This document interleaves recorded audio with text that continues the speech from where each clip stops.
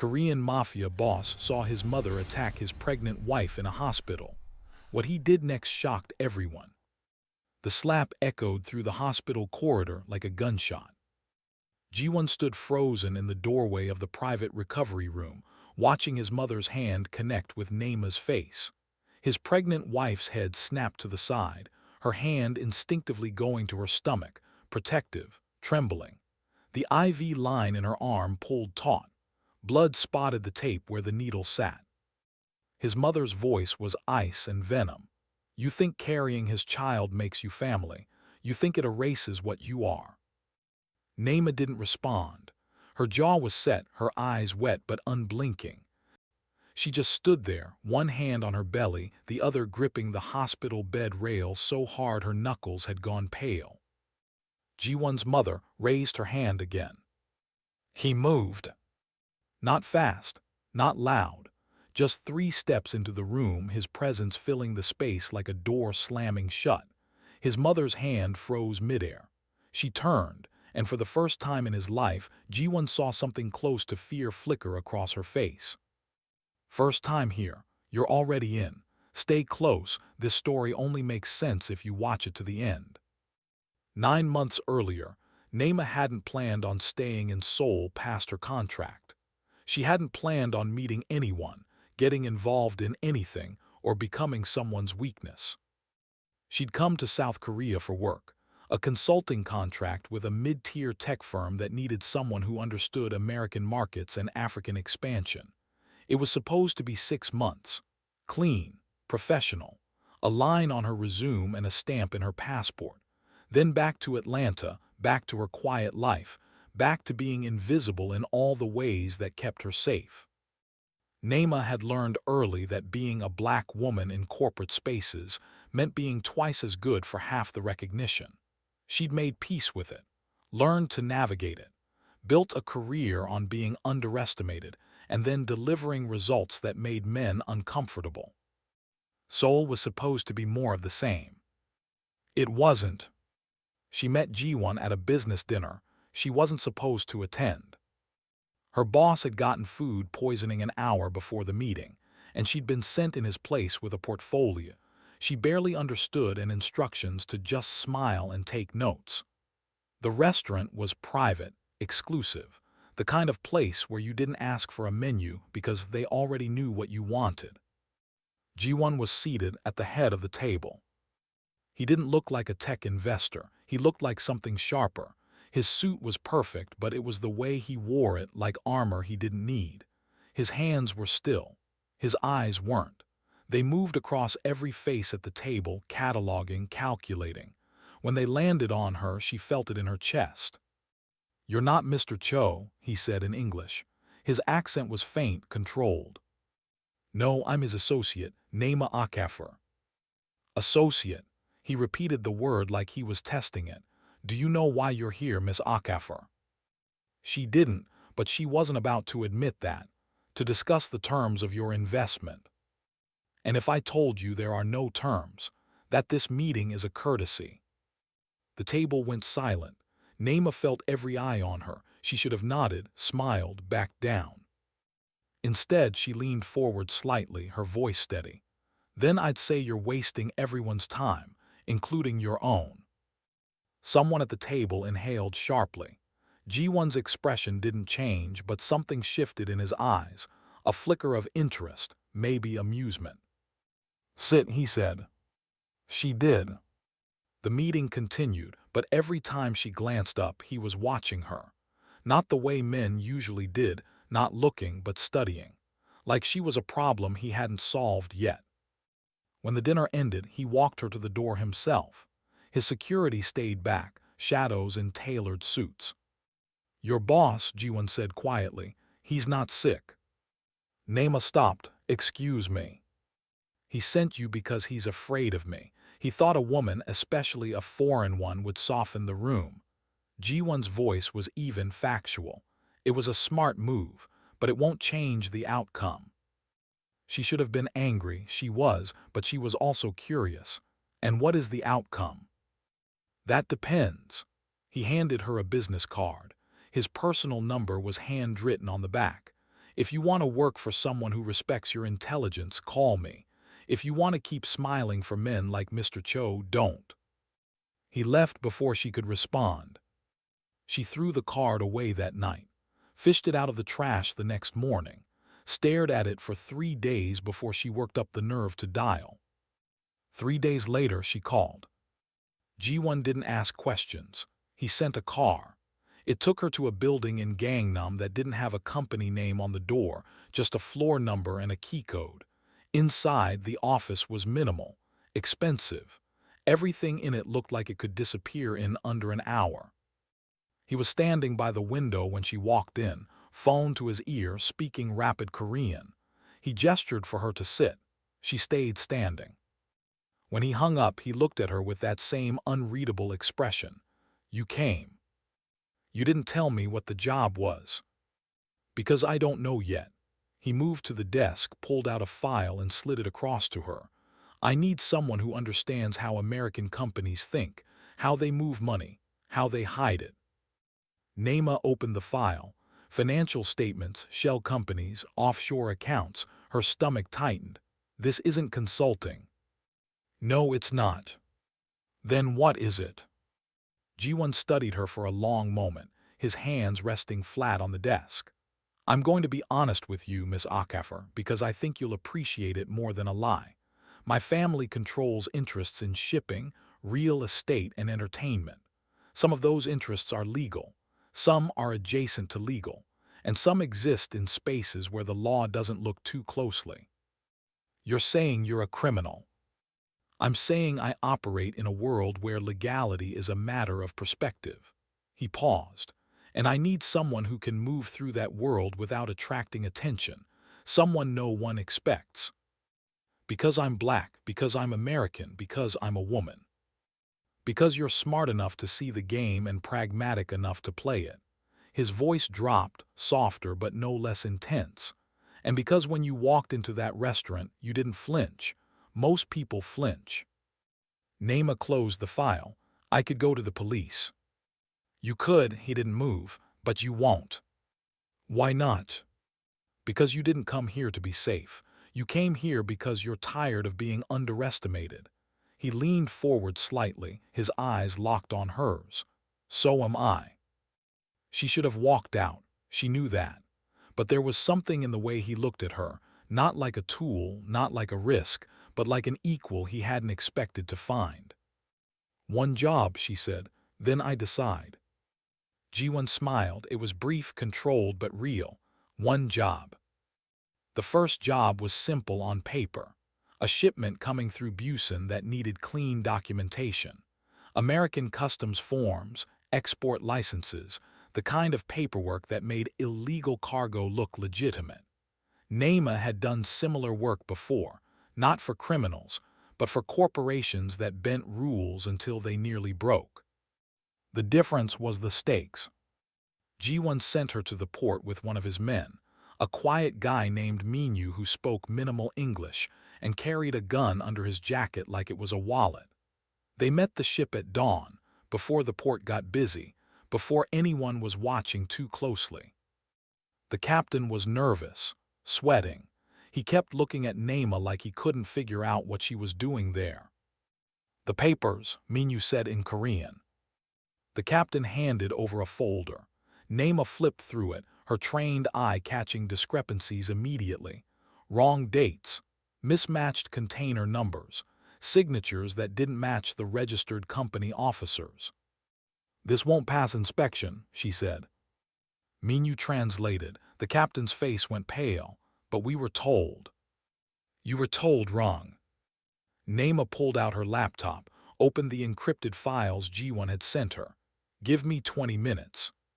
She worked fast, changed dates, corrected numbers, forged signatures that matched the samples she'd studied. It wasn't legal, it wasn't ethical, but it was flawless. When she handed the folder back, the captain looked at her with something close to awe. "Who are you?" "Someone who's very good at her job." The shipment cleared customs without a hitch. Minyu drove her back to the office in silence. When they arrived, Jiwon was waiting. "Any problems?" he asked. The documents were garbage. I fixed them. I know. I wanted to see if you could. He gestured to the chair across from his desk.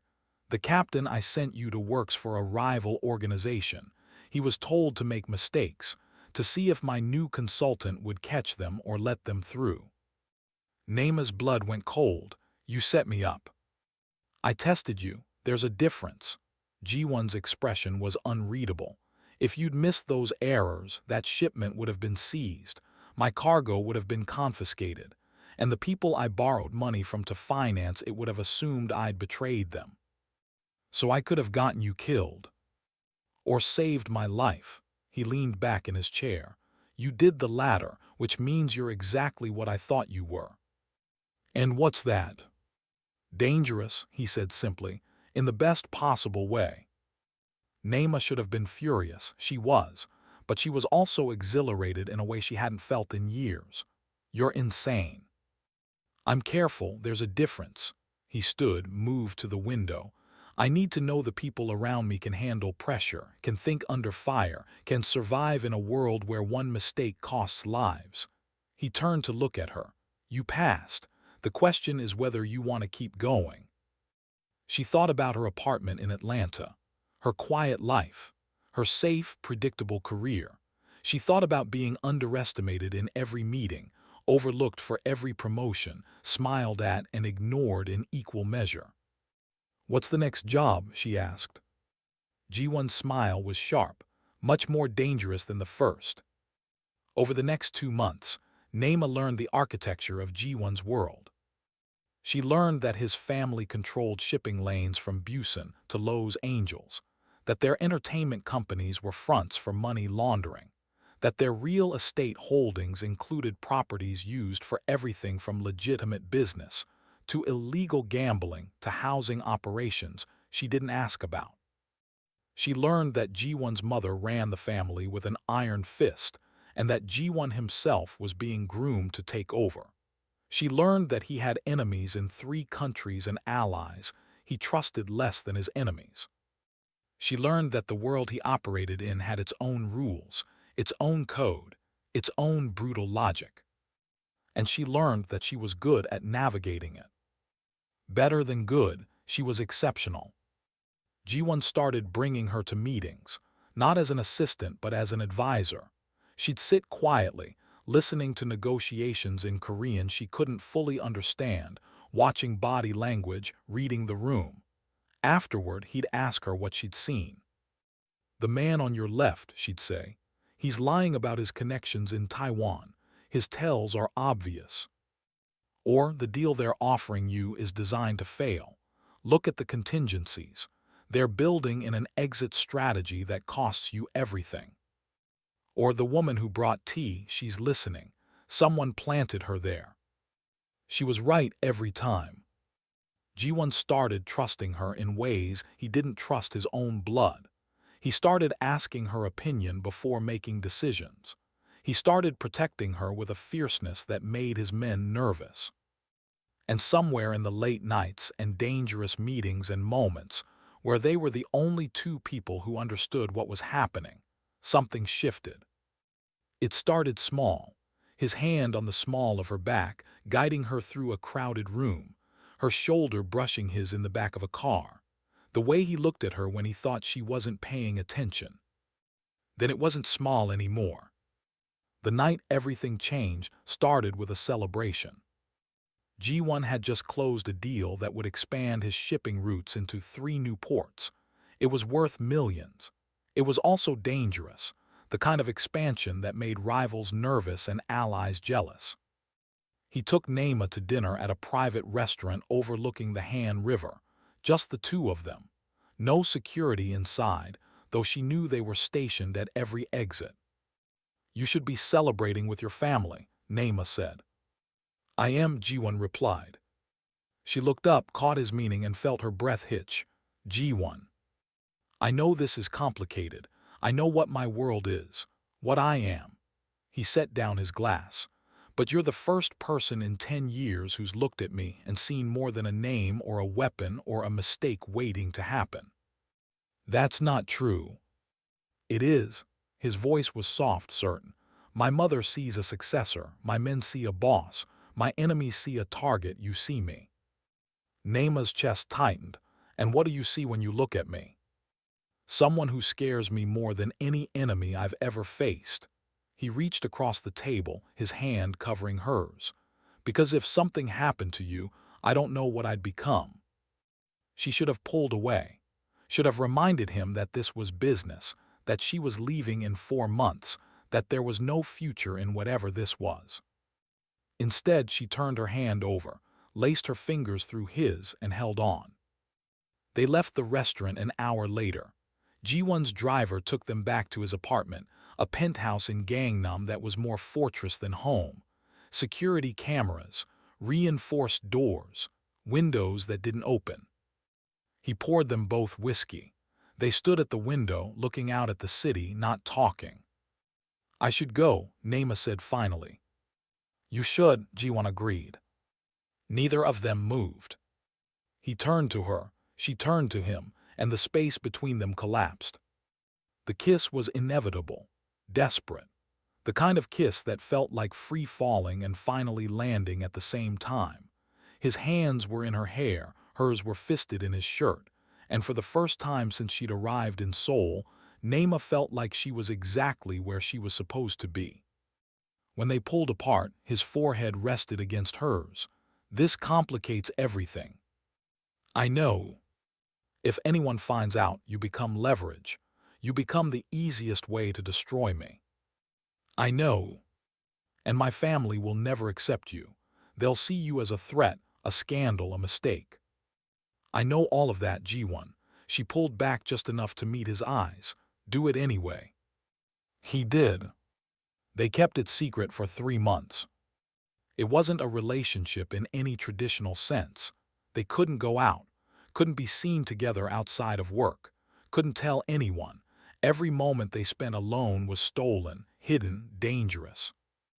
Naima would finish a meeting and find a car waiting to take her to his apartment.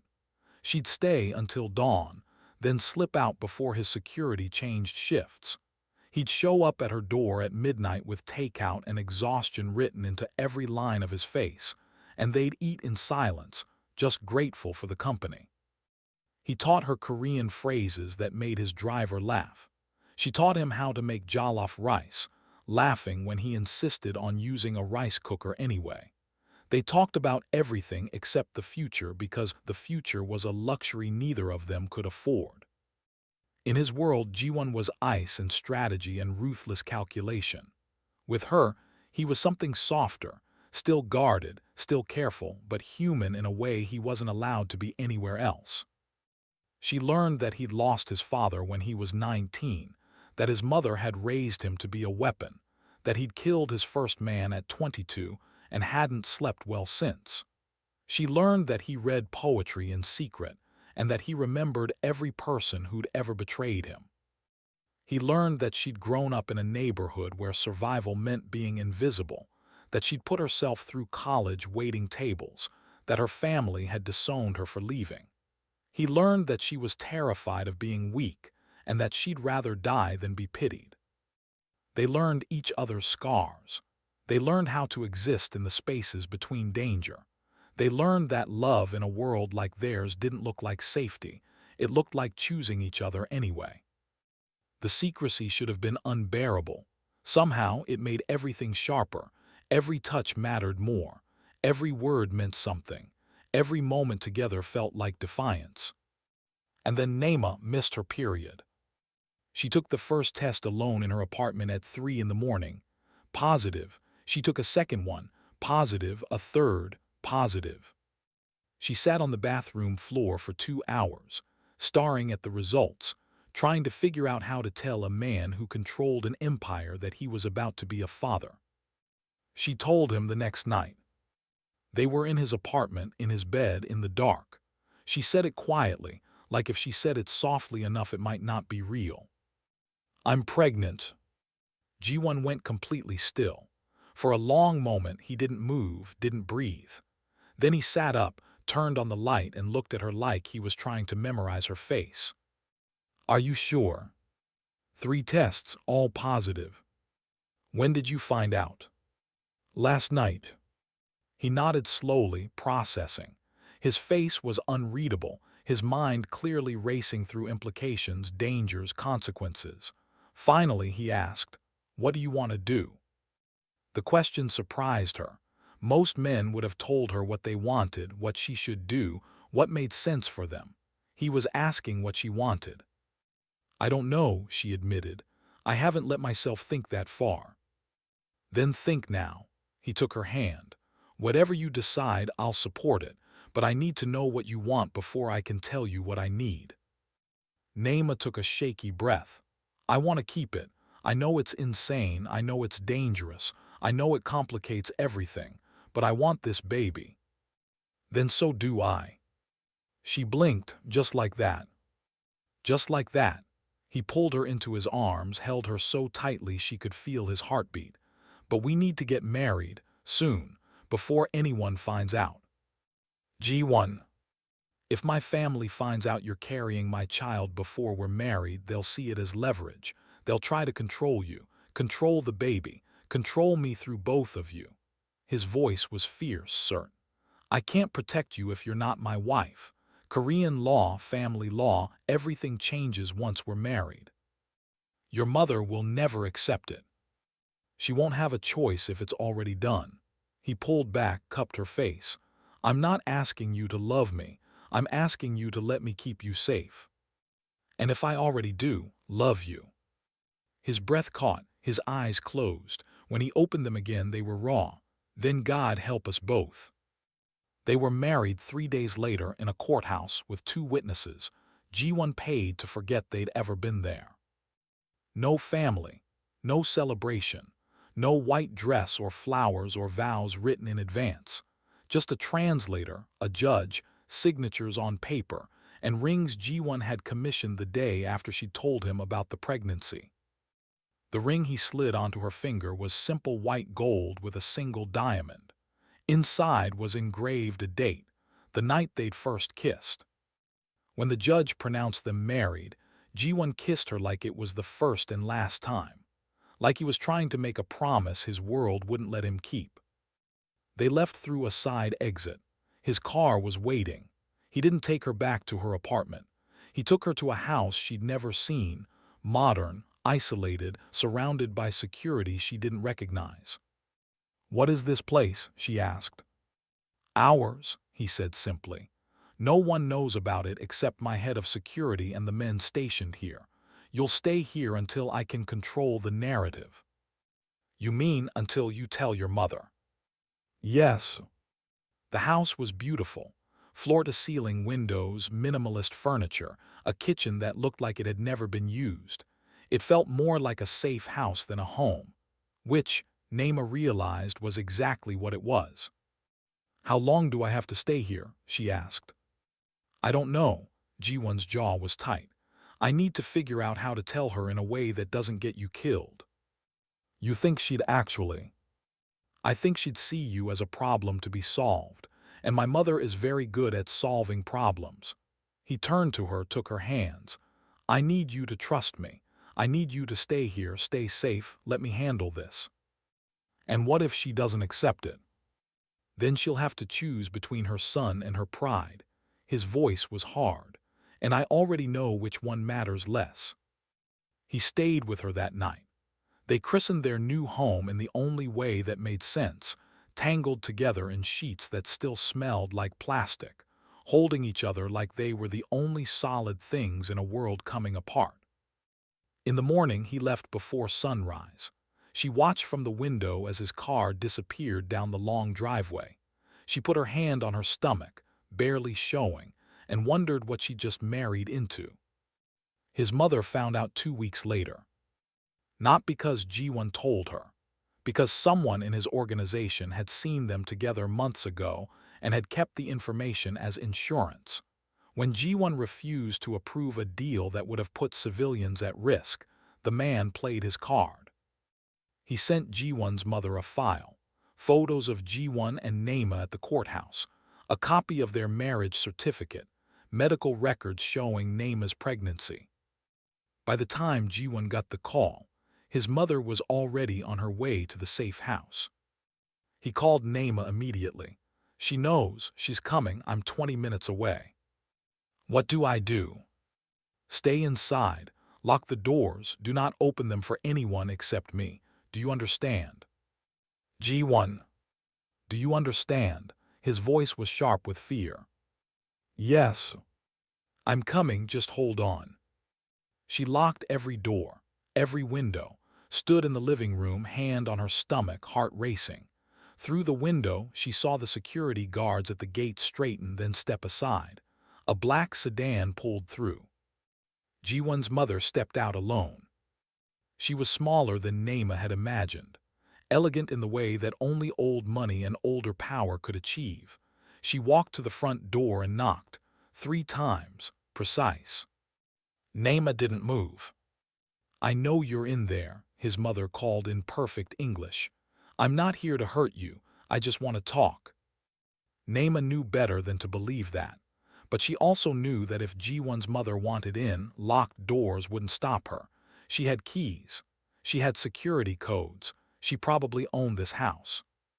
Naima opened the door. Jiwon's mother stepped inside, looked her up and down with an expression that gave nothing away. You're younger than I expected, prettier too. I can see why he was careless. I'm his wife. You're a mistake. He married in secret because he knew I'd stop him. She moved further into the house, examining it like she was cataloging inventory. How much did he pay you? Excuse me. To marry him, to carry his child. How much? She turned, her eyes cold. I'm prepared to double it, triple it if you sign a non-disclosure agreement. Naima's hands clenched. I'm not leaving. Then you're a fool. His mother stepped closer. Do you have any idea what you've done, what you've cost him? My son was being positioned to take over 3 major operations. He was being groomed to lead. And then you, she gestured at Naima like she was something distasteful. You walk into his life and he throws it all away for what? A pretty face, a warm bed.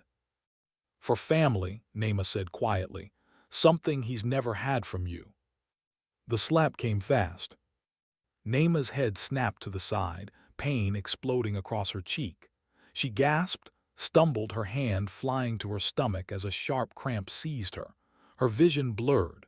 She heard his mother's voice from somewhere far away. You will leave my son. You will take whatever money he's given you and disappear, because if you don't. The door slammed open. Jiwon filled the doorway, and Naima had never seen him look like that before. Not angry, beyond angry, something cold and lethal and barely restrained. His eyes went from his mother to Naima's red cheek to her hand on her stomach. His face went white. Get out, he said. His voice was barely above a whisper. Jiwon, I was simply. You hit my wife. The words came out measured, precise, deadly. You hit my pregnant wife in my home. She needs to understand. No, you need to understand. He stepped fully into the room and his mother actually backed up. You raised me to be ruthless, to put family above everything, to protect what's ours at any cost, to never show weakness, never show mercy, never show fear. He stopped directly in front of her. Congratulations, you succeeded. I did what was necessary for this family. You did what you wanted, and you called it necessity. His hands were clenched so tightly his knuckles were white. But she's my family now. This child is my family, and you just made yourself the enemy. His mother's eyes widened. You don't mean that. I've never meant anything more in my life. His voice was steel and ice and finality. Leave this house, leave this city, and don't come back until I decide you're safe to be around them. Jiwon, you can't be serious. If you ever touch her again, if you ever threaten her, frighten her, or even look at her the wrong way, I will forget whose blood you share. He leaned in close, his voice dropping to something inhuman. I will protect them from you the same way I'd protect them from any threat. Do you understand what I'm telling you? The room went silent.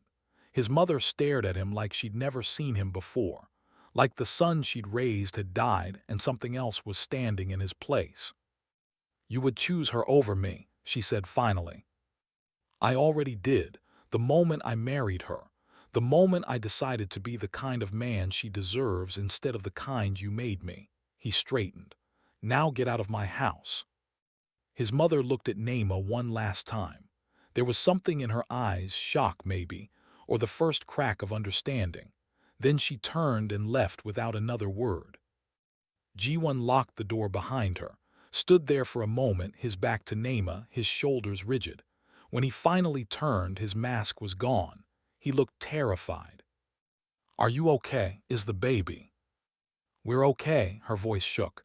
"Jiwon, what did you just do?" "What I should have done the moment she became a threat to you." He crossed to her, gathered her into his arms like she was made of glass. "I'm sorry. I'm so sorry. I should have been here. I should have protected you better. You just exiled your mother. I protected my family." He pulled back just enough to examine her face, his fingers gentle on her bruised cheek. "She doesn't get to hurt you and call it love. She doesn't get to threaten my child and call it family." Naima's tears finally fell. "She'll never forgive you." "I don't need her forgiveness." His voice cracked. "I need you to be safe. I need our baby to be safe. Everything else is just noise." "What if you regret it? What if years from now?" "Then I'll regret it." He kissed her forehead, her bruised cheek, her lips. "But I'll never regret choosing you. I'll never regret choosing us."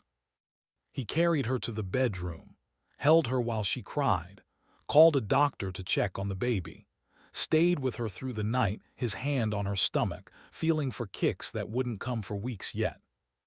In the morning, he made a call. By afternoon, half his mother's allies had received messages making it clear that she no longer spoke for the family. By evening, the balance of power in his organization had shifted. His mother had built an empire. In one day, Jiwon had taken it from her. All for a woman he'd married in secret, and a child who hadn't even been born yet. The next 3 months were tense. Jiwon moved Naima between safe houses every few weeks. His mother had resources, allies, people who owed her favors.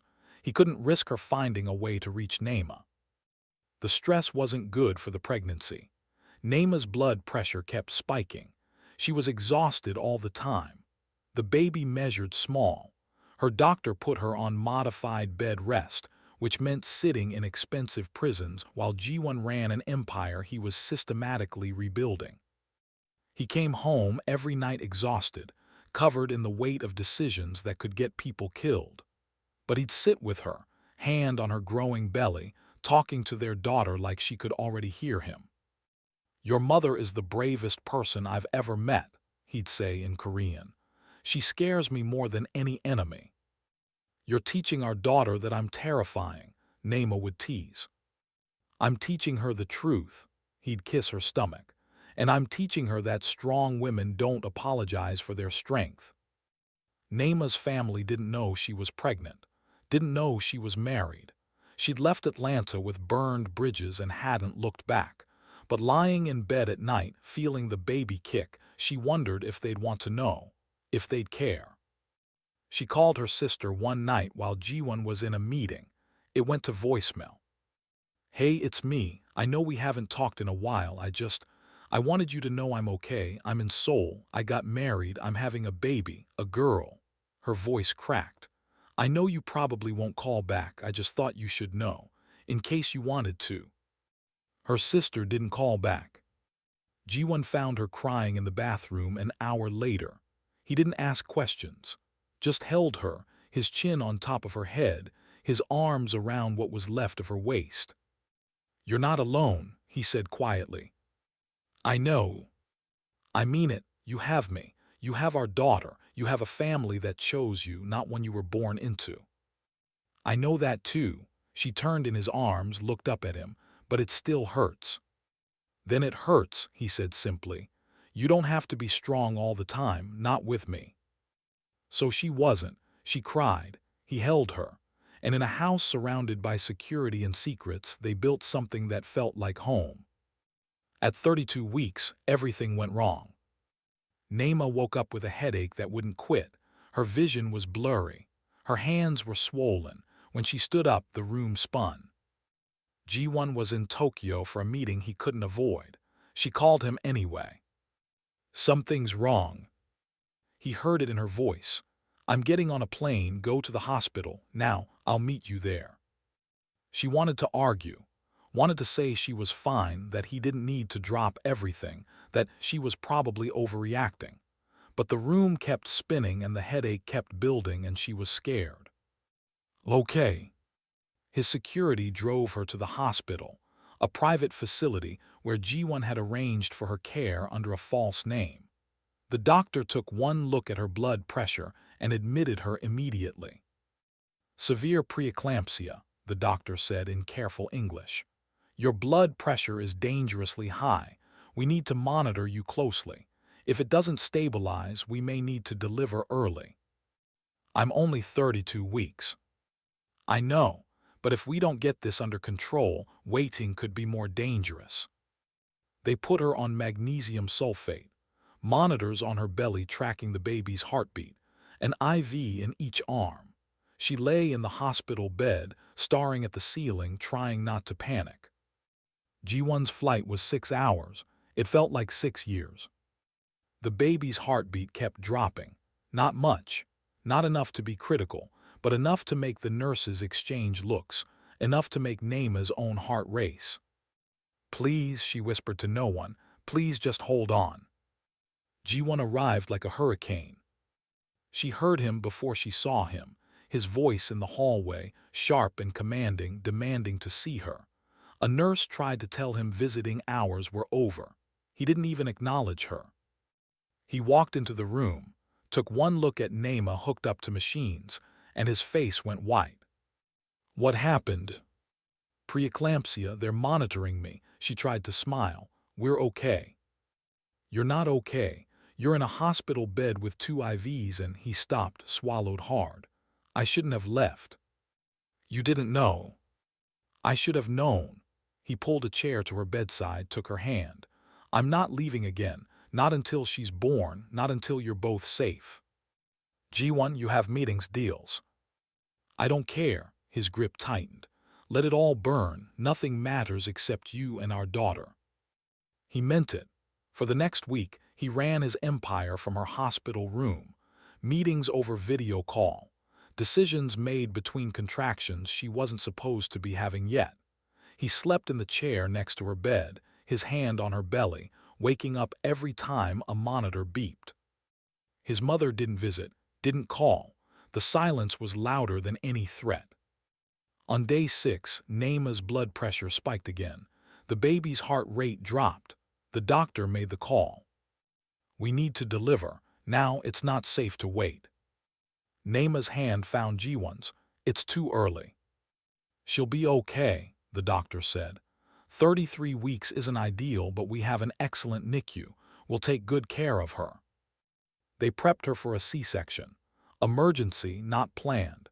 Jiwon changed into scrubs, his hands shaking for the first time since she'd known him. "I'm scared," she admitted as they wheeled her toward the OR.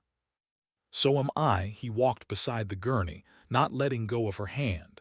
"But we're doing this together." The surgery was fast, clinical, terrifying. Naima couldn't see what was happening, could only feel the pulling and pressure in Jiwon's hand gripping hers like a lifeline. And then she heard it. A cry, small, angry, perfect. "It's a girl," someone said unnecessarily. Jiwon's face crumpled. He pressed his forehead to Naima's and she felt his tears on her face. "She's here. Our daughter is here." They let him cut the cord. Let him hold her for 30 seconds before the NICU team took her to make sure her lungs were working. Her heart was strong. All the things that 3-pound bobbies needed to survive. Naima couldn't hold her, couldn't touch her. Just caught a glimpse of dark hair and tiny fists and Jiwon's eyes staring back at her from her daughter's face.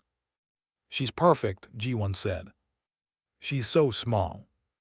She's strong like her mother." He kissed Naima's forehead. "Rest, I'll stay with her. I'll make sure she's safe." "What are we going to name her?" They talked about names for weeks but never decided. Jiwon was quiet for a moment, thinking. Jisoo Amina, 2 worlds, 1 name. Naima's eyes filled. She'd like that. They finished the surgery, moved Naima to recovery. Jiwon split his time between her room and the NICU, updating her every hour. Jisoo was breathing on her own. She was fighting. She had a temper already, the nurses said, pulling out her IVs. "That's my girl," Naima said through tears. She couldn't see her daughter for 12 hours. Hospital policy. New mothers needed to recover before they could be moved to the NICU. It was the longest 12 hours of her life. When they finally wheeled her down, Jiwon was waiting. He helped her into a wheelchair, pushed her through hallways that smelled like antiseptic and hope, through double doors into the NICU where tiny Bobbies fought for their lives in clear plastic boxes. And there she was. Jiwon Choi, 3 pounds 2 ounces, 17 inches long, covered in wires and tubes but alive, breathing hers. Naima reached through the isolette openings, touched her daughter's impossibly small hand. Jisoo's fingers wrapped around her finger, held tight. "Hi, baby girl," Naima whispered. "I'm your mom." Jiwon stood behind her, his hand on her shoulder, and together they looked at the tiny miracle they'd created in a world that didn't want them together. "We did it," he said quietly. "We did," Naima looked up at him. "Now what?"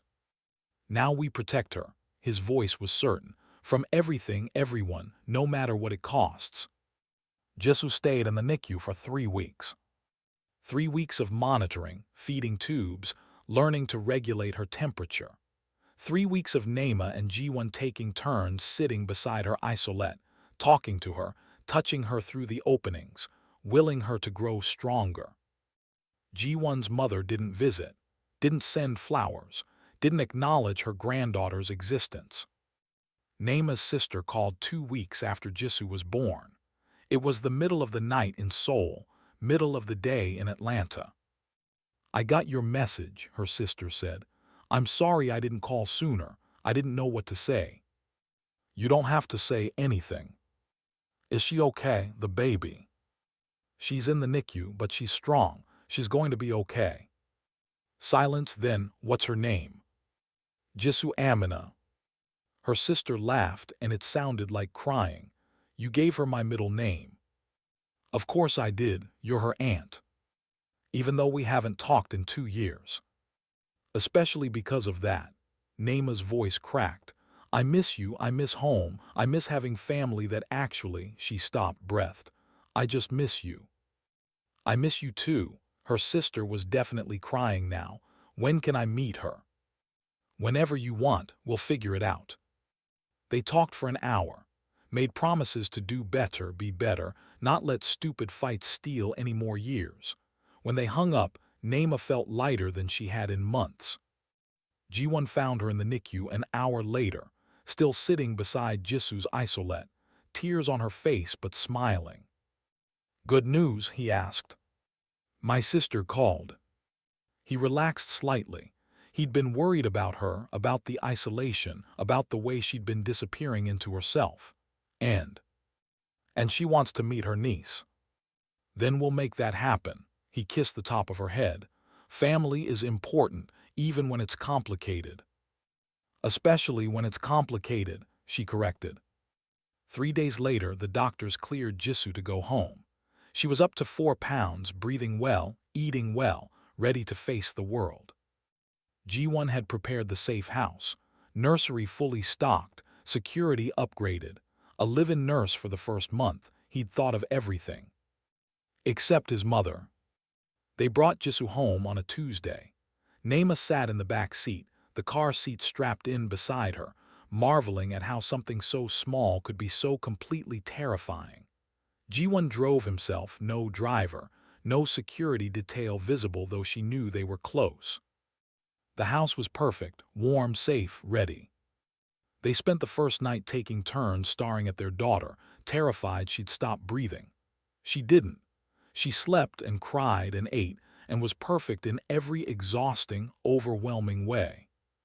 For 48 hours, they existed in a bubble, just the 3 of them, learning her patterns, her cries, her needs. figuring out how to be parents in a world that was still trying to decide if they were allowed to be. On Thursday, Jiwon got the call. He was in the nursery, changing Jisoo's diaper with the careful precision of someone defusing a bomb. His phone rang. He answered without thinking. "We have a situation." It was his head of security. Jiwon's whole body went tense. "What kind of situation?" "Your mother, she's requesting a meeting. She says it's important." "Tell her no." "She said if you don't meet with her, she'll come to the house." Jiwon's jaw clenched. "She doesn't know where this house is." "She does now. I don't know how, but she has the address. She sent a car to prove it." Naima appeared in the doorway, holding a bottle. "What's wrong?" Jiwon looked at her, then at Jisoo, then back at the phone. "Set up a meeting, neutral location, heavy security, tomorrow." "Sir." "Just do it." He hung up. Naima stepped closer. "Your mother. She wants to talk." "That's good, right?" "I don't know." His hands were shaking again.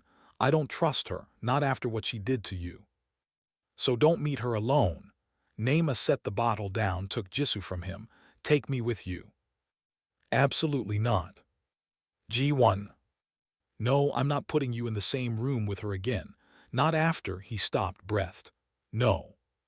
"Then she wins. She keeps us separated, keeps us scared." Naima adjusted Jisoo in her arms. "I'm not scared of your mother, not anymore." "You should be." "Maybe, but I'm more scared of living like this forever, looking over our shoulders, hiding our daughter, never being safe." She met his eyes. "If we're going to be a family, really be a family, we need to face her, together." Jiwon looked at his wife holding his daughter, looking at him with that same fearless expression she'd had the first night they'd met, and he realized he'd been wrong. She wasn't the weakness in his armor. She was the reason he had armor at all. "Okay," he said, "we'll go together." The meeting was set for Saturday at a restaurant Jiwon controlled. Private room, security at every exit, his men positioned throughout the building. Naima wore black slacks and a silk blouse, her hair pulled back, makeup minimal. She looked like she belonged in a boardroom, not a battlefield. Jisoo stayed home with the nurse and 6 guards who'd been told that if anything happened to the baby, they'd answer to Jiwon personally. His mother arrived exactly on time. She looked smaller than Naima remembered, older. The past 3 months had taken something from her, some of the ice, some of the certainty. She saw Naima and stopped. "You brought her." "We're a package deal," Jiwon said evenly. "If you want to talk to me, you talk to both of us." His mother nodded slowly. They sat. No one ordered food. For a long moment, no one spoke. Then his mother looked at Naima. "How is the baby?" Naima blinked. "She's healthy, strong, beautiful." "She was early." "Yes." "Because of me." It wasn't a question. His mother's voice was flat, factual. "The stress I caused, that's why she came early." The doctor said. The doctors were being diplomatic. His mother's hands were folded on the table, perfectly still. "I attacked you. I threatened you. I caused enough stress to trigger preeclampsia. I almost killed my grandchild before she was born." The words hung in the air. Jiwon's face was stone. "Why are we here, Mother?" "Because I was wrong." She looked at him, and for the first time since Naima had met her, she looked human, uncertain, small. "I thought I was protecting you, protecting the family, protecting everything I'd built. But all I did was push away the one person who makes you happy. You did more than that." "I know." His mother's voice cracked slightly. "I hit her, I threatened her. I treated her like an enemy instead of," she stopped, breathed, "instead of the woman my son loves." Naima's chest tightened. Jiwon's hand found hers under the table. His mother looked at Naima. "I don't understand this. I don't understand how my son could choose this life, but I see that he has. I see that you make him something I never could, happy, human, himself." Her eyes were wet. "I don't expect forgiveness. I just want the chance to do better." "Why now?" Jiwon asked. Why not 3 months ago? Why not before you hurt her? Because I've spent 3 months watching you build something without me, watching you choose her over the empire I gave you, watching you be the kind of man I never taught you to be. His mother's hands trembled, and I realized that everything I thought I was protecting, the family name, the business, the legacy, none of it matters if I lose you, if I lose my son. You lost me the moment you hit my wife. I know. His mother's tears fell. That's why I'm here, not to be forgiven, just to ask if someday, maybe, you might let me meet my granddaughter. The request hung between them. Naima felt Jiwon's hand tighten on hers, felt the weight of the decision pressing down on both of them. She thought about her own family, about the years she'd lost to pride and hurt and stubborn silence. She leaned close to Jiwon, whispered in his ear, "It's your choice, but if you want to give her a chance, I won't stop you." He looked at her. "After what she did to you." "After what she did, yes." Naima's voice was steady. "Because Jisoo deserves the chance to know her grandmother, and because your mother deserves the chance to be better than she was." Jiwon turned back to his mother. "One chance. One, you get supervised visits. You don't get to be alone with them. You don't get to make demands or offer opinions or try to control anything." His voice was hard. "And if you ever hurt either of them again, supervised or not, I will cut you out of our lives permanently. Do you understand?" His mother nodded, tears streaming down her face. "I understand." "Then you can meet her, next week, at our home for 1 hour." "Thank you," his mother's voice broke. "Thank you." The first visit was awkward. His mother arrived with flowers and a gift, a silk blanket embroidered with Jisoo's name in English and Korean. She stood in the doorway like she didn't know if she was allowed in. Naima watched her hold Jisoo for the first time. Watched this woman who'd slapped her, threatened her, tried to destroy her, hold her daughter with shaking hands and streaming tears. "She's beautiful," his mother whispered. "She is," Jiwon said. He stood close, protective, ready to take Jisoo back at the first sign of trouble. His mother looked at Naima. "She has your eyes." "And your stubbornness," Naima replied. His mother laughed. It sounded rusty, unused. "Then heaven help us all." The hour passed. His mother held Jisoo, talked to her in soft Korean, told her stories about her father as a baby. When the time was up, she handed Jisoo back without being asked. "Thank you," she said at the door, "for this, for the chance." "Don't make us regret it," Jiwon said. "I won't," she looked at Naima. "I know I can't undo what I did, but I'd like to try to do better if you'll let me." Naima thought about forgiveness and family and the weight of carrying anger forever, one step at a time. His mother nodded. She left. Over the next 6 months, the visits became easier, more natural. His mother showed up on time, left on time, never pushed boundaries. She brought gifts that were thoughtful instead of ostentatious.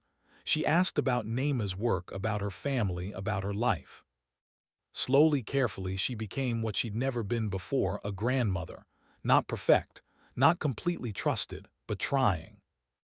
Naima's sister visited when Jisoo was 6 months old. She stayed for a week, falling in love with her niece, marveling at the life Naima had built. "You really did it," her sister said. "You really found your place." "I found my family," Naima corrected. Jiwon rebuilt his organization. Legitimate businesses, clean money, operations his daughter could inherit without shame. It cost him power. It cost him respect from people who only understood strength through violence. He didn't care. He came home every night, had dinner with his family, put Jisoo to bed, held Naima like she was the only thing keeping him human. "Do you miss it?" she asked him one night. "The old life?" "Every day," he admitted. "It was simpler when the only thing I had to protect was power. But I like this better, being yours, being hers." He kissed her forehead, "being human." Jisoo's first birthday was small. Just family. Jiwon's mother, Naima's sister who flew in from Atlanta, a few of Jiwon's most trusted people, cake and balloons, and a little girl who was more interested in the wrapping paper than the presents.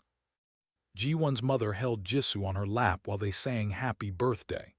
Naima watched, her hand in Jiwon's, and felt something settle in her chest. This was her family, complicated, broken, rebuilt, but hers. "We did it," Jiwon whispered. "We did. Was it worth it, everything we went through?" Naima looked at their daughter covered in frosting, at Jiwon's mother laughing, at her sister taking photos, at the life they'd built from danger and secrecy and love that should have been impossible. "Every second," she said. That night, after everyone left and Jisoo was asleep, Jiwon and Naima stood in the nursery watching their daughter breathe. "I never thought I'd have this," Jiwon said quietly. "A family that wasn't a weapon, a home that wasn't a fortress, someone who saw all of me and stayed anyway." "I never thought I'd find someone worth risking everything for," Naima replied. "But here we are." He turned to her. "Do you regret it, any of it?" She thought about the kidnapping, the hospital, the slap, the fear. She thought about the beautiful, terrifying, impossible year they'd survived. "Not for a second."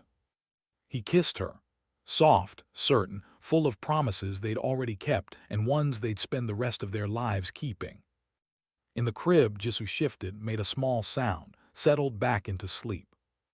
And in a house that had started as a hiding place and become a home, three people who shouldn't have fit together built something unbreakable. 2 years later, Jiwon sold the last of his illegal holdings. They moved to a house with a yard, got a dog, lived something close to a normal life. His mother visited every Sunday. She and Naima would never be friends, but they'd found something like respect, like family. Naima started her own consulting firm, legal, ethical, successful. She hired her sister as her first employee. Jiwon spent his days teaching Jisoo Korean and English and how to be strong without being cruel. He spent his nights with Naima, grateful for every ordinary moment. They fought sometimes. About money, about his mother, about whether Jisoo was old enough for a dog she wasn't. But they never fought about whether they'd made the right choice. They had. 5 years after they met, Jiwon asked Naima if she had any regrets. They were sitting on their back porch, watching Jisoo play, drinking coffee in comfortable silence. "Just one," Naima said. His face fell. "What?" "I wish I'd called you sooner. That first time, instead of waiting 3 days," she smiled. "Think of all the time we wasted." He laughed, relieved. "We made up for it." "We did," she leaned against him. "We really did." In the yard, Jisoo called for them. They went to her together, the way they'd faced everything else. And in a world that had tried to keep them apart, love had won. Not easily, not cleanly, but completely. In a world ruled by power and blood, was love ever a safe choice?